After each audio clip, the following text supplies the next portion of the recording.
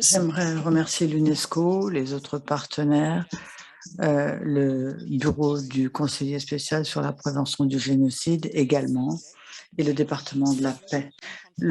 Aujourd'hui, le sujet que nous abordons est particulièrement critique pour les Nations unies. Ces dernières années, nous avons vu proliférer le discours de haine amplifié par le recours croissant au digital. Le discours de haine a souvent été à l'origine d'une radicalisation, de la polarisation du débat et de la violence. Il a parfois exacerbé les conflits. Quant à la pandémie de Covid-19, bien sûr, elle a renforcé ces tendances. C'est dans un tel contexte que le secrétaire général a lancé une stratégie des Nations unies avant la pandémie sur ce discours de haine et cette lutte contre le discours de haine, un sujet qui, entre-temps, est devenu un élément de réflexion extrêmement important pour nous.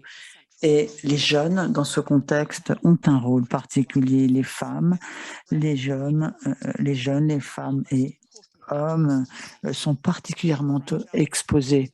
Ils sont fragiles, notamment dans des zones de conflit. Et il est essentiel de prendre la mesure de cette réalité pour maintenir la paix durablement. C'est donc avec grande joie que j'invite donc des activistes, des représentants de la société civile et des Nations unies qui se réunissent aujourd'hui pour lutter contre ce discours de haine. Nous sommes là pour entendre leur expérience et donner encore une résonance au travail qu'ils font. Nous avons peu de temps, l'agenda est très serré, donc je vais présenter d'ailleurs nos différents intervenants. Nous avons Derucci Fonseca, qui est spécialiste Asie et Pacifique et qui participe donc à un programme de lutte de prévention des conflits. Et nous avons également donc cet intervenant. Donc, vous avez la parole. Merci, Teresa. Merci également de me donner cette possibilité de participer à ce débat. Nous avons peu de temps et je vais donc, si vous voulez, avoir deux séries de remarques, quelque chose qui relève du bilan que nous faisons et d'autre part, les enseignements à retirer de notre pratique. Vous le savez, moi, je travaille dans la région Asie-Pacifique, donc je vais donc me concentrer sur cette expérience que je connais. Les jeunes dans notre région ont évidemment intégré très fortement tout ce qui est technologie et médias sociaux dans leur vie personnelle, professionnelle, sociale. Entre 16 et 23 ans, les jeunes y passent 10 heures par jour et les jeunes de notre région passent plus de temps que que d'autres jeunes d'autres parties du monde sur ces réseaux, d'où la nécessité de lutter contre ce discours de haine. Nous avons là des victimes jeunes, mais aussi des jeunes qui se rendent coupables ou responsables d'un discours de haine parfois. Il faut donc mettre en place une dynamique qui soit efficace. Il y a souvent un discours de haine de l'ordre racial ou alors lié également au genre, donc au sexe. J'imagine que cela se passe aussi ailleurs, mais ce que je voulais en fait définir le contenu de ce discours de haine et voir en quoi il peut fonctionner par rapport au droit d'expression. Qu'est-ce qu'un discours de haine? Il faut le définir pour pouvoir protéger les gens, justement, pour pouvoir aussi protéger à la fois ceux qui en sont victimes et faire comprendre à ceux qui s'en rendent responsables ce qu'ils sont en train de faire. Évidemment, c'est un défi qui est complexe. On sait, bien sûr, que dans des contextes de conflit, plus particulièrement, il faut être d'autant plus attentif à ce discours de haine qui rime souvent avec désinformation, mésinformation ou information erronée. Et puis, dans certains contextes où j'ai travaillé, où il y a relativement peu encore actuellement d'interaction physique, bien souvent, les jeunes se rencontrent et se voient par les réseaux. La manière dont ils prennent connaissance des conflits historiques, c'est aussi en ligne. Et ça peut vraiment modeler durablement leurs stéréotypes, leur façon de voir les choses. Et j'en viens maintenant à la deuxième partie de mes observations, à savoir quel est l'enseignement à tirer de notre pratique. Et là, je m'inspire du travail qui a été fait par des collègues des Nations Unies dans la région. Je dirais que dans un premier temps, il y a 6 points que je voudrais évoquer. Le premier, c'est surtout que quand on travaille sur l'intersection entre le droit à l'expression et le discours de haine, il y a quelque chose qu'il faut prendre en compte simultanément, c'est-à-dire protéger les jeunes et il faut les inviter à lutter contre ce discours de haine également. Je dois dire que nous suivons mieux aujourd'hui, les méthodologies, les techniques se sont améliorées et ce sur quoi on doit travailler, c'est à renforcer le lien entre les différentes personnes qui assurent le suivi et puis aussi assurer un lien entre les différentes parties prenantes. C'est nécessaire pour qu'on puisse se faire entendre des décideurs, mais aussi pour qu'on puisse mettre en place des programmes efficaces.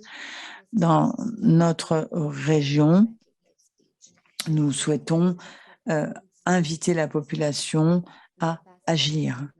Il est nécessaire pour ce faire de développer les capacités d'analyse, de plaidoyer, de sensibilisation.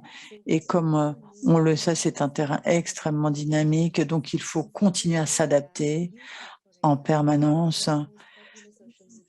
YouTube est par exemple le média social le plus en vogue en Asie du Sud-Est avant Facebook. Donc il faut arrêter de se polariser par exemple uniquement sur Facebook, il faut penser à TikTok. Et c'est sur ces plateformes qu'il faut intervenir. Je dirais que c'est un panachage de répression et d'éducation qui fonctionne. Ça suppose, par exemple, de traiter les incidents qui peuvent se passer sur les plateformes. Et il s'agit aussi de développer la pensée critique chez les jeunes pour qu'ils puissent avoir davantage de recul et d'intelligence. Et puis aussi, il faut les pousser à développer des valeurs individuelles et collectives qui vont toucher les autres. Il y a un mantra qu'ils font toujours utiliser quand on travaille avec les jeunes et ce mantra, c'est qu'il faut toujours être présent et enfin, il faut mesurer l'impact. Ça, c'est également quelque chose d'important. On se rend compte que, vous savez, le nombre de téléchargements, etc. Ce sont des critères qui ne sont plus suffisants.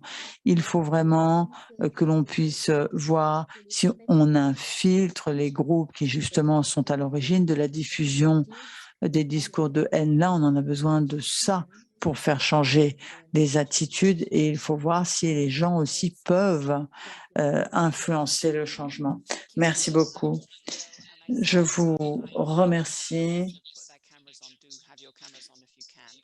Alors, je vois que les panélistes, effectivement, ont allumé la vidéo. Je me retourne maintenant vers Grace, qui est Koparazunde, qui est conseillère à la paix et au développement pour le PNUD, le programme conjoint PNUD-DPBA. Elle a été développée au Soudan et en Afrique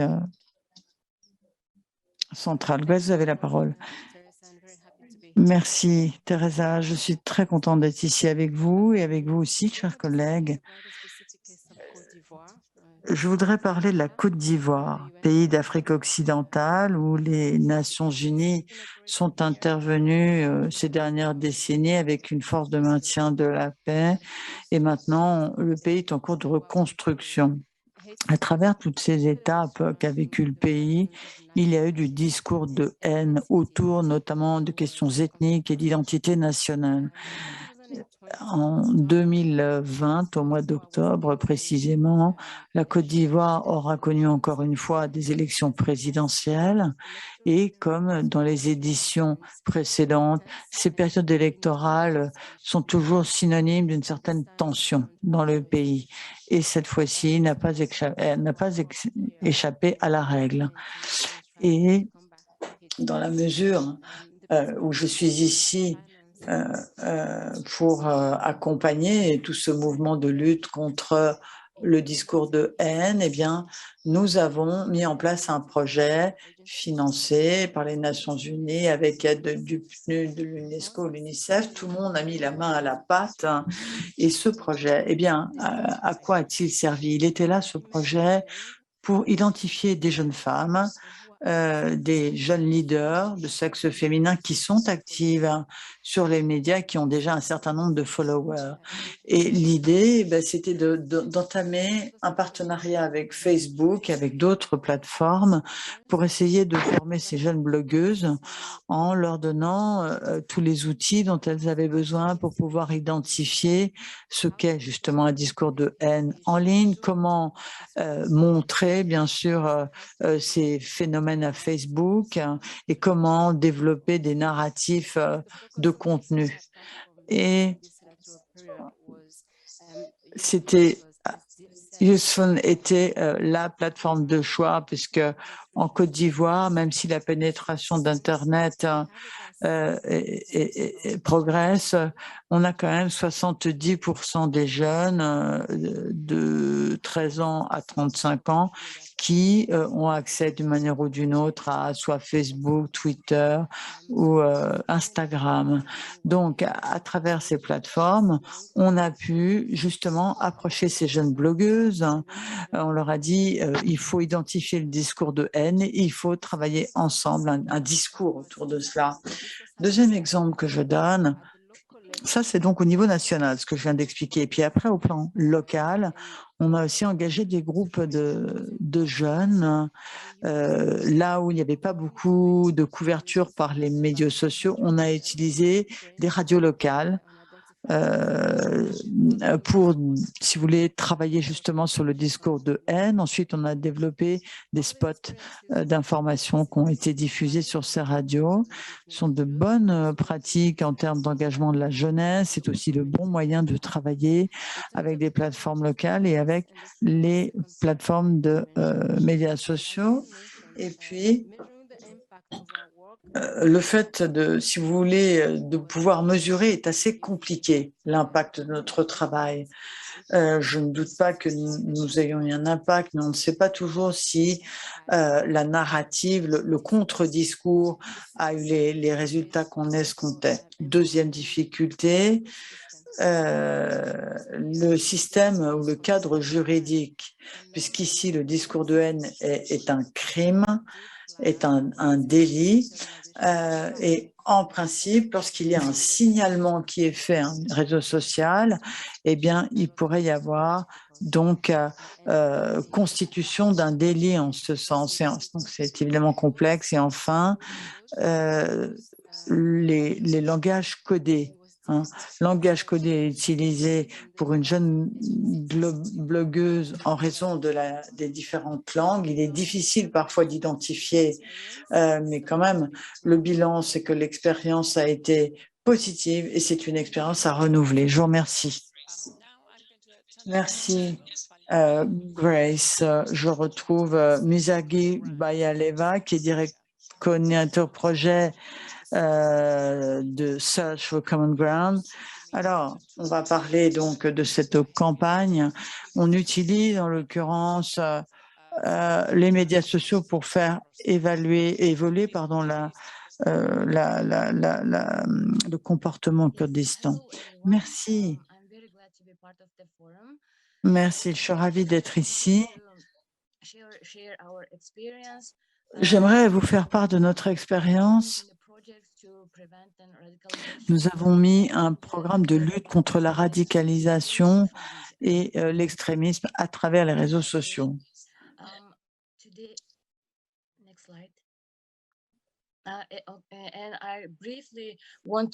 Alors, très brièvement, je voulais vous expliquer d'où vient ce discours de haine au Kyrgyzstan après la radicalisation de ce discours et puis le lien qu'il peut y avoir avec l'éducation, la pensée critique. Vous présentez aussi les projets qui ont été mis en place par Such pour lutter contre ce phénomène de radicalisation.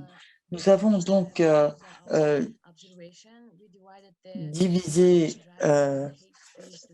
si vous voulez, conformément à ce qu'on avait observé, le discours de haine en 4 niveaux, ou quatre, si vous voulez, moteurs qui sont susceptibles de faire le terrain de ce type de discours. Alors, déjà, faible niveau d'instruction, d'éducation et de pensée critique. Les jeunes, ils ne vérifient pas les faits et ils sont effectivement guidés facilement par des provocations. Par ailleurs, deuxième groupe de personnes vulnérables, les gens qui rencontrent des circonstances difficiles dans leur vie et qui font face à la négativité, à la violence. Par exemple, ces gens-là qui ont été galvanisés à la violence sur Internet pourront passer à l'acte de la vie réelle. Ensuite, il faut savoir qu'il y a des tiers qui gèrent littéralement une armée de faux comptes, notamment pour les comptes haineux. Et enfin, quatrième phénomène, le chômage. Surtout pendant la quarantaine, bien sûr, il y a eu beaucoup de désœuvrement et de chômage, ce qui n'aide pas. Il y a beaucoup de types de discours de haine différents, mais dans le contexte du projet, nous avons choisi de nous cantonner à surtout tout ce qui renvoyait au nationalisme et à des problèmes de genre. Et donc, en cours de projet, nous avons voulu faire participer des Kirghizes et des Ouzbeks, des jeunes. Donc, on a effectivement traité beaucoup de messages en langue ouzbek. Et puis aussi, récemment, on a ajouté à cela un projet sur les sexes, les genres exactement. Nous voyons qu'en effet, il y a beaucoup de discours de haine autour de, si vous voulez, de l'empouvoirment des femmes. On voit qu'il existe donc une corrélation entre le discours de haine et la radicalisation. Les conflits peuvent déboucher sur une violence qui peut déboucher sur une radicalisation. Et ça, c'est vraiment ce que l'on a vu dans le cadre de nos recherches, d'où le fait que la seule manière de sortir de ce cercle, bien, c'est de mettre en place une instruction, de l'éducation et développer la pensée critique chez les jeunes. Alors, les projets de Search pour lutter contre la radicalisation, eh bien, se sont déployés sur 8 ans. On a mis en place le projet, par exemple, Jashtan, Tazir Link Citizen, Social Media for Radicalization, donc différents types de projets de lutte contre la radicalisation. Et pendant cette période-là, nous avons fait évoluer à la fois nos approches et nos méthodes. Autrefois, on ne travaillait que hors ligne avec des tables rondes, des ateliers pour développer la pensée critique en particulier, pour améliorer aussi les capacités de leadership. Et puis peu à peu, on a commencé à utiliser les médias sociaux, on a fait intervenir des mentors. Et enfin, en 2020, on a utilisé la narration positive auprès des jeunes. Alors, on a utilisé là cette campagne Tazar Link Citizen narrative. Donc, c'était une campagne à la fois en ligne et hors ligne. Et elle visait à, si vous voulez, d'influencer les attitudes des Kirghizstanais vulnérables, leur comportement aussi, afin de développer une résilience commune à la radicalisation extrémiste violente et au recrutement radical aussi. Donc, on a créé des vidéos, des publications qu'on a diffusées sur les réseaux sociaux qui montrent aux gens comment il y a lieu de comporter autrui, comment il faut agir dans la vraie vie et sur les médias sociaux. Et je pense que on peut dire, je pense qu'on a vraiment eu des résultats et un bon impact avec ce projet parce que nous avons eu des retours très positifs. En conclusion, je pense qu'il faut utiliser les nouvelles approches qui s'offrent à nous pour renforcer la pensée critique et pour former les jeunes. Merci. Merci, c'est absolument passionnant. Je me tourne vers le Sud-Soudan. Nelson Kouache est président de DeFi Hate Now et ils mettent en place un cadre qui permettra de renforcer la confiance entre partenaires et communautés en renforçant l'action civique contre toute forme de discours de haine, incitation à la violence, etc. Nelson, nous vous écoutons. Can you hear me now? Okay, got it. Sorry, it was the mic, the microphone. Yeah. As I said, I've been C'était un problème de micro. Je travaille avec DeFi Hate depuis 4 ans. Il s'agit notamment de lutter contre les discours de haine et de créer un cadre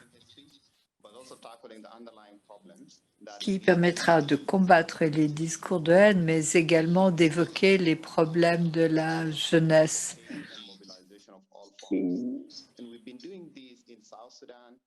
C'est quelque chose que nous faisons au Sud-Soudan, en Éthiopie et au Cameroun, qui sont 3 pays connaissant des conflits liés à des raisons ethniques, politiques, etc.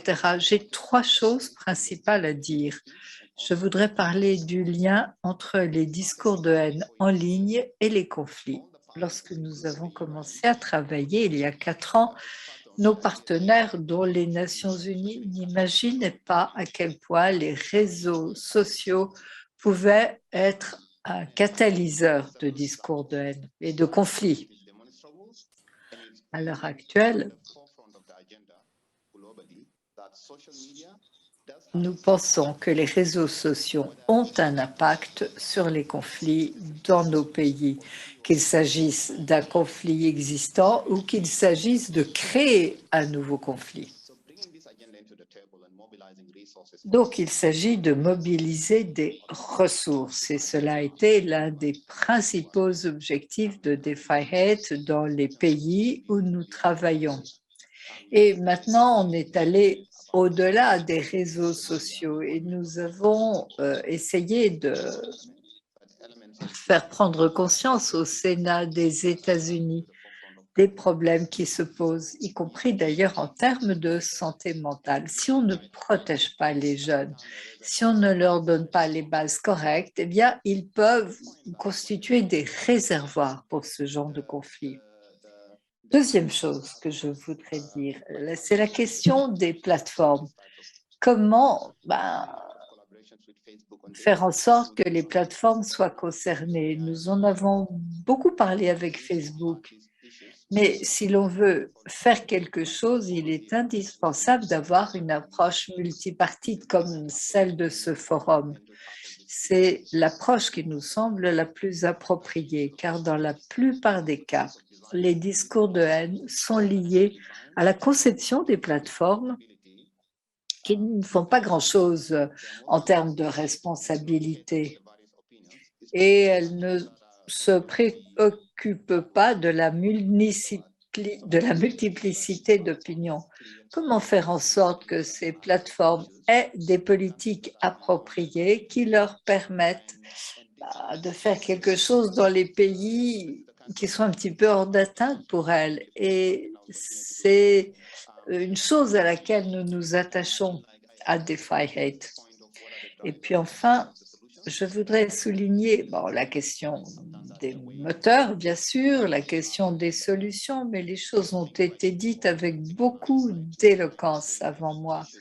Et je pense que maintenant, il est important de faire en sorte que toutes ces questions soient prioritaires pour les politiques. Il nous faudra des ressources pour ce faire.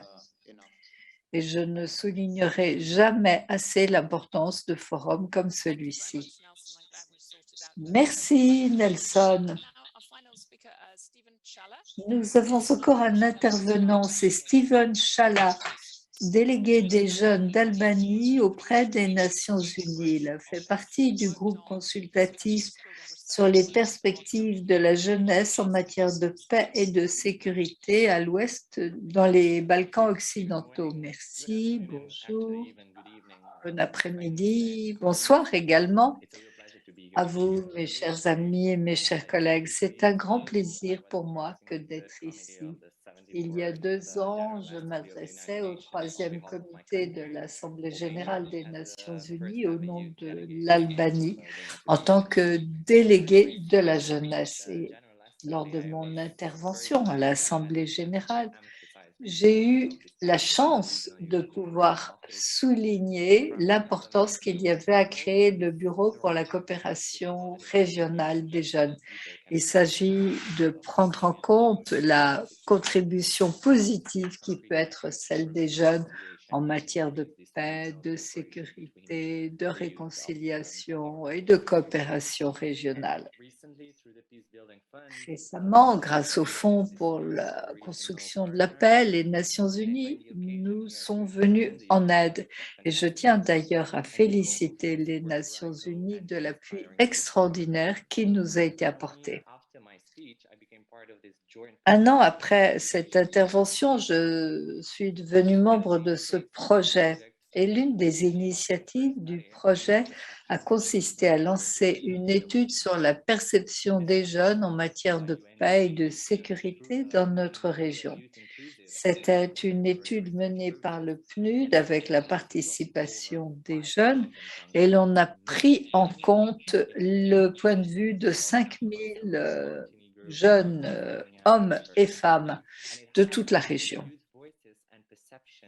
On a tenu compte donc de la voix des jeunes, de la perception des jeunes, de leur expérience en termes de paix et de cohésion sociale. Et l'un des messages clés de l'étude, c'est que les discours de haine, qu'ils soient d'ailleurs en ligne ou hors ligne, constituent la forme de violence ou de discrimination la plus ressentie, 20% des jeunes en ayant été la victime. Les jeunes, par exemple, entre 18 et 25 ans, ont dit qu'ils subissaient davantage de discours de haine que des gens appartenant à des groupes d'âge plus jeunes ou plus âgés. Et ils considèrent que la liberté d'expression ne va pas jusqu'à la possibilité de se livrer à des discours de haine. Quoi qu'il en soit, il y a encore beaucoup de jeunes qui pensent que l'expression de la haine doit être autorisée.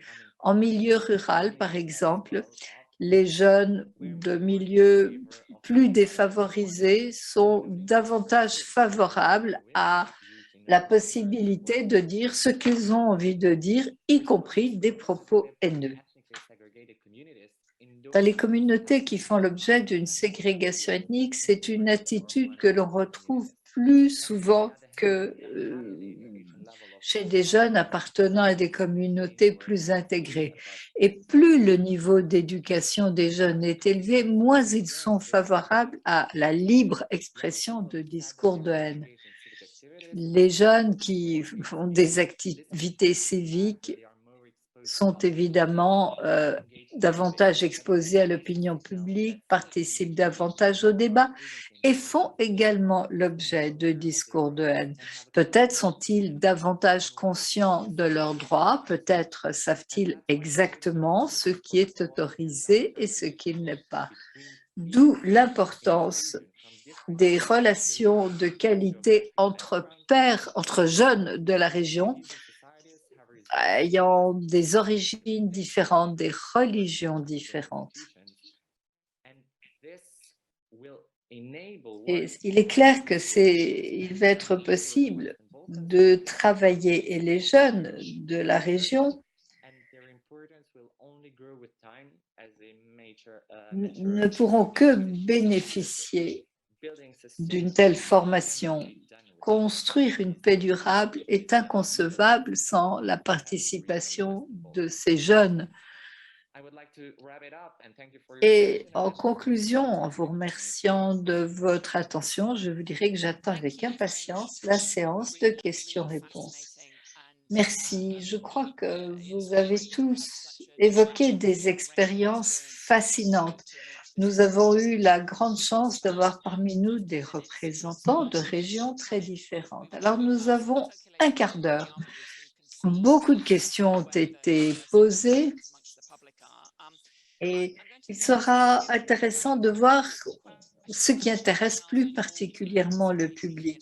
Alors, je vais vous poser deux questions auxquelles je vous demanderai de répondre brièvement, en commençant par le dernier intervenant, Steven.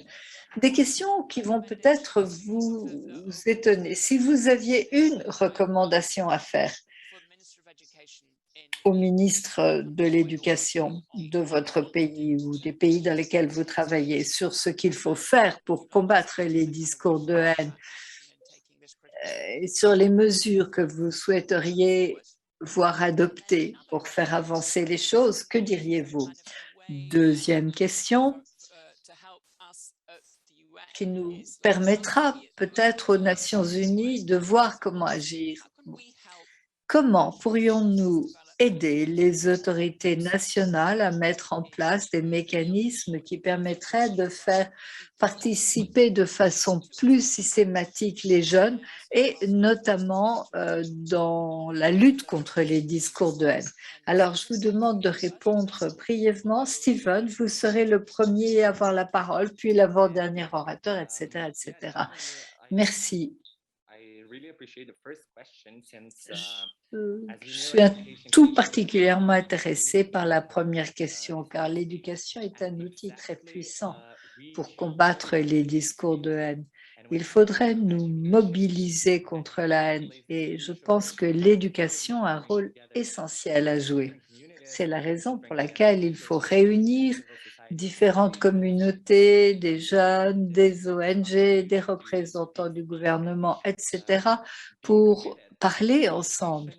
Et nous devons nous engager à nous servir de l'éducation pour combattre les discours de haine.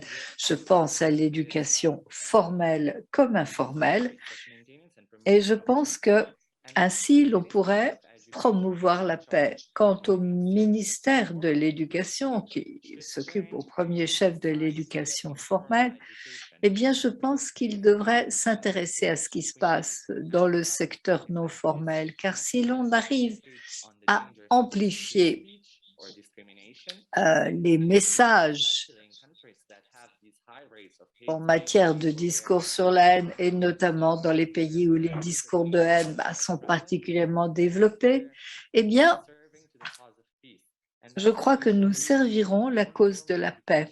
Et c'est la raison pour laquelle nous devrions nous tourner vers l'éducation non formelle, puisque c'est celle qui concerne au premier chef les jeunes les plus enclins, disons, à considérer que les discours de haine sont autorisés. Il est important donc de montrer comment les discours de haine affectent la paix et la sécurité. Ensuite, à propos des Nations Unies, eh bien, je dirais qu'elles ont un rôle essentiel à jouer.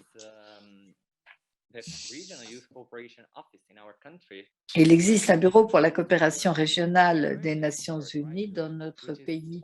Donc, je pense que les Nations Unies pourraient nous aider davantage à travailler avec les écoles. On est en train de lancer un programme qui s'appelle Super École, où on s'efforce de réunir différentes communautés de la région. Et je suis convaincue que les discours de haine seront l'un des sujets abordés dans le cadre de ces échanges que nous allons avoir. Merci infiniment. Maintenant, Nelson va avoir la parole. You're on mute.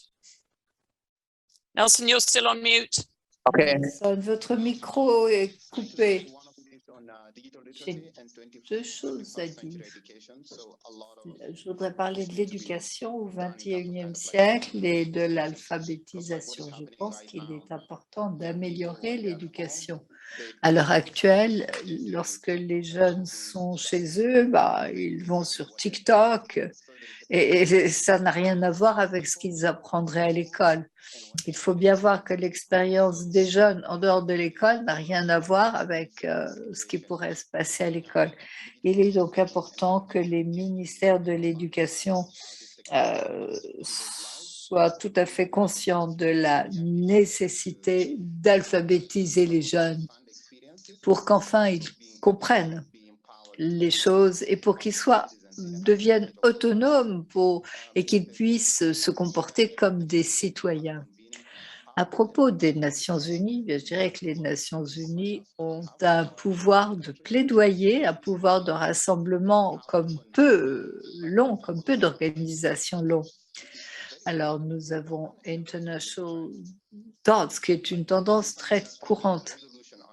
Eh bien, je pense que les Nations Unies pourraient peut-être envisager d'adopter des résolutions, d'étudier ce qui est fait pour faire taire les gens dans un certain nombre de pays. Puis il faudrait voir comment on pourrait envisager d'harmoniser entre pays une législation contre les discours de haine.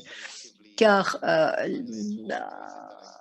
il n'est pas rare que les gouvernements utilisent la législation existante de façon inégale à leur avantage pour faire taire les opposants. Donc je pense que ce rôle rassembleur des Nations Unies est quelque chose d'essentiel et que les Nations Unies devraient s'en servir. Merci.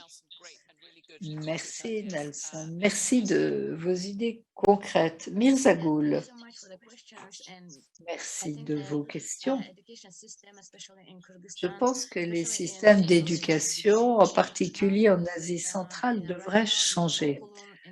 À l'heure actuelle, les programmes d'enseignement ne prévoient pas de renforcer la réflexion, la pensée critique.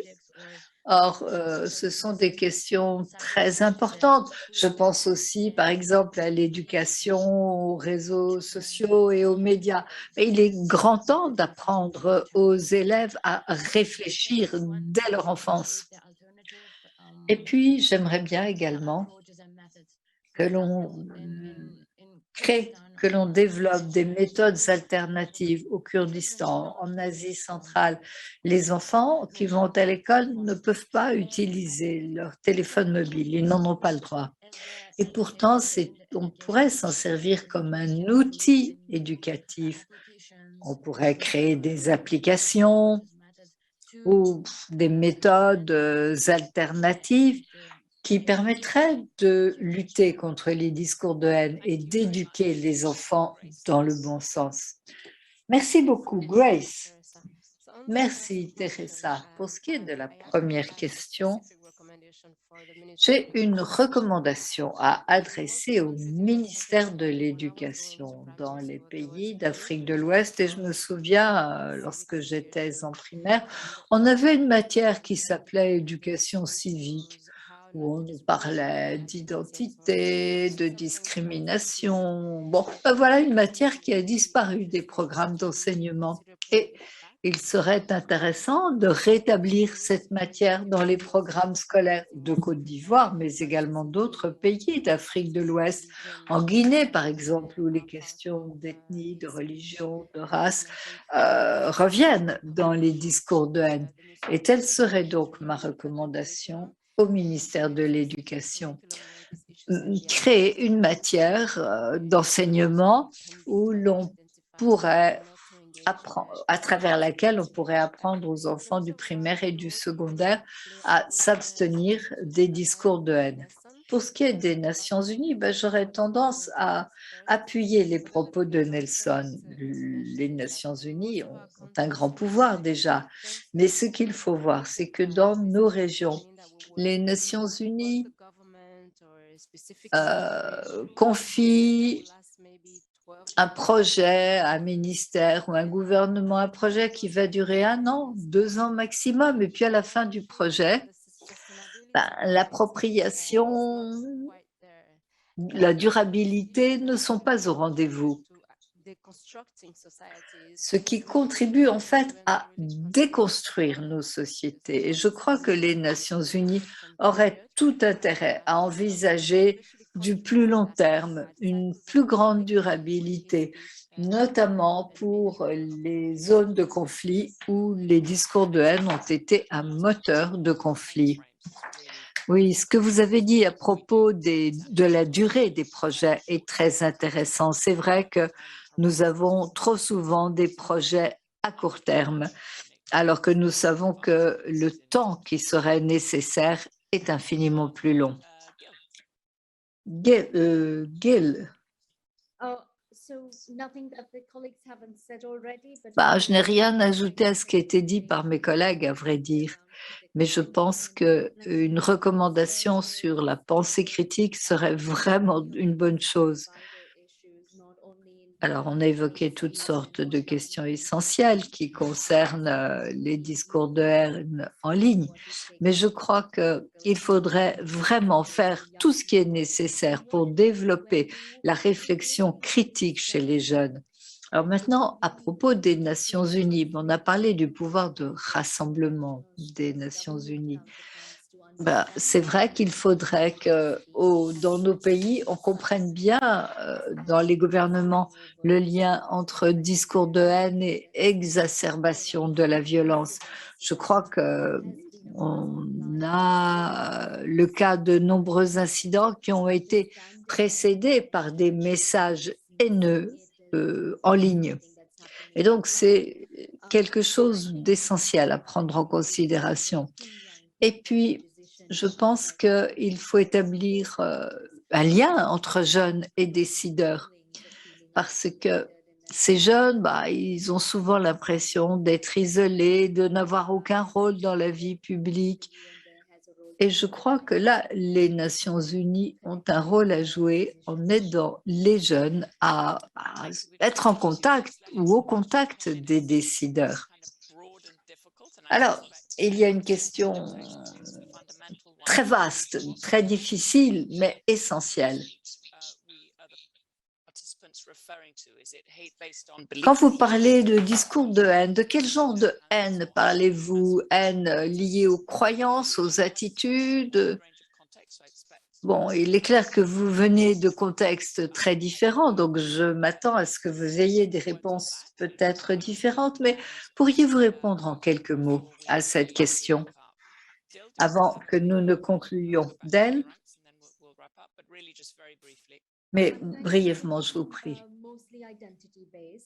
Je crois qu'il s'agit de questions d'identité et de haine à l'encontre d'identités ethniques, religieuses, raciales. Donc, on lance des accusations, on prend des gens comme bouc émissaires ou des groupes comme bouc émissaires. Mais je pense que la haine, les messages de haine à l'encontre des femmes, les messages de haine portant sur le genre sont vraiment quelque chose de très fréquent et sur lesquels nous devrions être très vigilants. Grace. Il s'agit essentiellement de questions d'identité, mais de plus en plus aussi de questions de genre. Donc, j'irai tout à fait dans le sens de ce qui a été dit par l'intervenante qui m'a précédée. Voilà, attendez, je ne sais plus qui doit parler maintenant. Mirza Ghoul.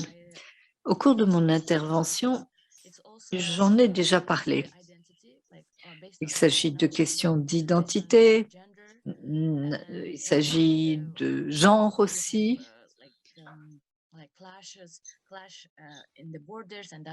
Il y a des affrontements aux frontières liés à des questions d'identité. Nelson. Oui, je suis un peu d'accord. Oui, c'est une question d'identité. Et puis, au Cameroun, c'est une question d'identité linguistique. En Éthiopie, c'est une question d'ethnie. En Sierra Leone, ce sont des questions tribales. Donc, tout dépend des éléments de litige, je dirais, ou de dispute. Steven, à vous, pour conclure. Oui, par exemple, on peut penser à la chute de l'Albanie dans les années 90 et avec des générations qui sont arrivées à l'âge adulte dans les Balkans en subissant encore l'héritage du passé dans leur vie quotidienne. Alors, les discours de haine, ils sont basés sur l'ethnicité, le groupe ethnique, la religion, ainsi que d'autres caractéristiques. Merci à vous tous. Écoutez, nous avons eu une conversation absolument fascinante. J'aurais voulu que nous ayons encore des heures pour pouvoir parler. Mais l'avantage de réunions virtuelles, c'est que nous pouvons rassembler un groupe comme celui-ci avec